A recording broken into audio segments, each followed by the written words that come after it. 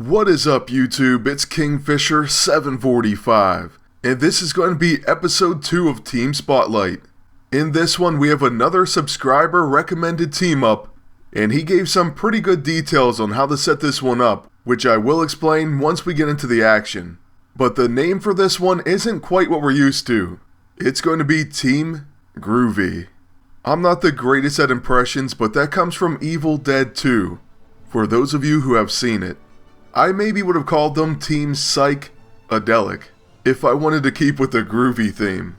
But anyways, the team up is great, and it comes from the magnificent Agent El Snorko. First of all, for this video, since it's close to Halloween, I figured we'd fight Dormammu. And while we do that, I'll give you the setup that he recommended. Alright, well, Cyclops begins with his own EISO, the Commanding and Powered ISO 8. This grants inspiring leadership, so provides inspiring leadership to all allies, increasing all stats. Then we're also using him in his uncanny tactician costume. For his AISO, we were told to use exploit webbing on his level 1 and snaring on his level 2, although maybe we're missing something because his level 1 does have deadly crits. I actually wrote this character down as a potential team up for the Amazing Spider-Woman because of that. It's actually quite a long list. But anyways, getting back to the build that I was given, we're to use Dependable on his level 6, but that's the one that I don't have. I believe it stops buff actions from being locked out, but it costs something crazy like 20 gold. So instead I just went the Gracious AISO. Manifesting would be another really solid choice, probably a better choice for this team, because when I think about it, you're probably going to use that on his first turn.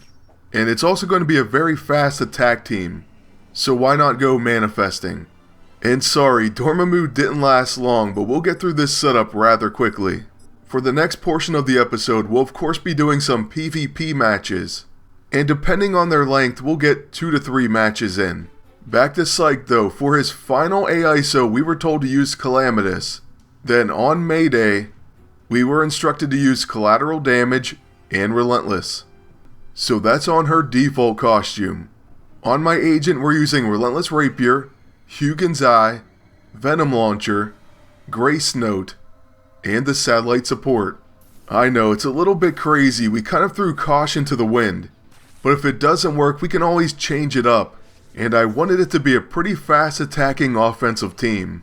By the way, if you haven't figured it out, what makes this team extra good is this version of Cyclops has Uncanny Leadership. Cyclops and his allies have a chance to gain an extra turn after attacking. So it's not only the fact that he has deadly crits, solid attacks, and that awesome evasive maneuvers. He also allows for the Amazing Spider-Woman to get even more extra turns, which can be absolutely brutal. Then with my agent setup, we're hoping we get some Relentless Rapier follow-ups on those extra attacks, as well as a preemptive counter from the Grace Note, which I have to say the enemy AI seems to get on almost every attack. The defensive teams in general are out of control, but that's going to be something we discuss more in the next Adamantium process, which is going to be very soon. The only video that may come before that is a Spec Op 30 first look and overview, and that's only if it comes out before tomorrow afternoon. Also in that video, we're going to be featuring another suggested team, so make sure you check it out. Right here you can see that Amazing Spider-Woman is going to get extra turns, which isn't unusual, and our follow-up attack actually takes down Groot, allowing her to attack whomever she wants. So we'll go after the enemy agent, who of course has a preemptive counter, and then following this turn, Cyclops will first use his evasive maneuvers, followed by that optic blast. Like I said earlier, this does have deadly crits, but exploit webbing is insane as well. So just check out this damage. It crits the enemy for nearly 70,000. Now that's an impressive knockout, and that's coming from a level 1 attack. Anyways though, after Gamora uses her demoralizing shout, the Amazing Spider-Woman will easily finish her off with our level 2. So with that being the end of our first match, I think we're going to get 2 more in this video. Our next victims are going to be Null and Iron Fist, and it's a nearly 35k HP team, so it should be pretty good.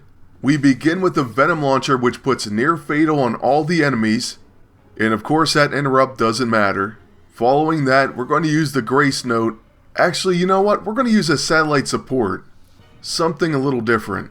And so after this, on Iron Fist's turn, he should just attack our agent, basically doing no damage. He always begins with the Heart of Sho Lao, then he uses 5 Fingers of Death, which doesn't hit us because of Hugin's Eye. Alright, so far so good. Now with Cyclops, we could use evasive maneuvers, but we're a little bit worried about the Blackest Void. So instead, we're just going to use his level 1 on the enemy agent. This move, besides all that major damage, also does place flank, so it comes in very handy. Following this, he does take some envenom damage. The interrupt isn't going to stop us, so we'll get hit by the Grace Note also. And surprisingly, he's going to use the Super Sheer Earthquake. Honestly, I did not see that one coming. Either way though, with May, we'll first go ahead and use her level 15 ability, then Magnetic Maneuver, followed by her level 2 on the enemy agent. With near fatal, this should definitely knock him out. And of course it does. Then we get another attack, so we use Impact Webbing on Null. I think you're seeing the theme of how these interrupts don't stop an agent. And so once again, we still go through with a follow-up attack. And this causes near fatal on the enemy Breaker of Worlds. Another crazy thing though is this Super Sheer Earthquake is wrecking our team. I never thought it was going to do all this damage. It almost takes us out by itself. It honestly did have me worried. And it has me also thinking maybe we should use this item again. That is of course the Small Hadron Collider. I'll place a link on the screen somewhere to my video of that item, for anyone who's curious. But as for this second match, outside of Super Sheer Earthquake, the enemies really couldn't do that much to my team. Though like I said, that was almost enough. Now when it comes to this last match, we're going to be facing a pretty typical team. It's going to be Spider-Man Noir and Quicksilver. And I do believe they're using the Scrapper version, and he's at level 15. Alright, well this is an absolute nightmare, of course, for my teammates. Especially with Spidey Noir and his crazy Beat It procs. And really, this start is very typical for this season. Things have gotten out of hand.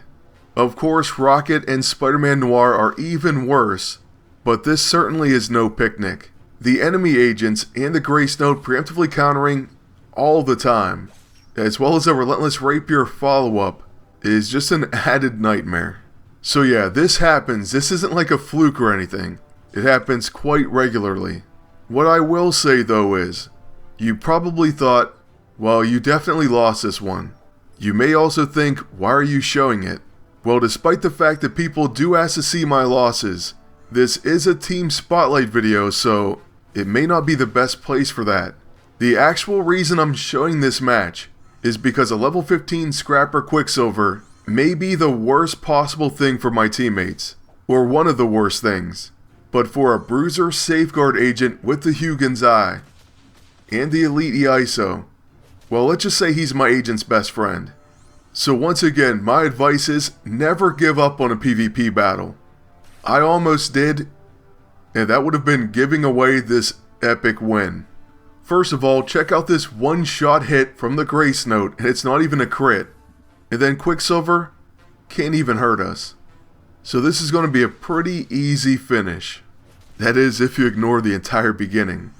But yeah, with Escutcheon times 10 and a ton of Absorb Energy, the agent is going to be a one-man army. And so yeah, I think it was an interesting battle, but also, it's going to provide a pretty nice segue into the next Adamantium process, where we discuss a number of these issues. And I'll give you my honest thoughts and opinions on the current PvP season and beyond. As for this one, that's going to be it, but I want to thank you all for watching, ask you to please like, comment, and subscribe. Then until next time, good luck, and take care.